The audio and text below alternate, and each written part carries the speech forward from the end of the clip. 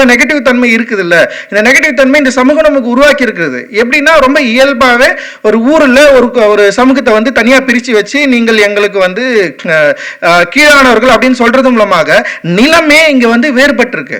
அப்ப நிலத்துல வேறுபட்டு இருக்கிற நாம நமக்குள்ள வந்து ஒரு தாழ்வு மனப்பான்மை இருக்கு. அந்த தாழ்வு மனப்பான்மை உடைக்கிறதுக்கு இங்க நிறைய பல அறிஞர்கள் வந்து வேலை செஞ்சிருக்காங்க.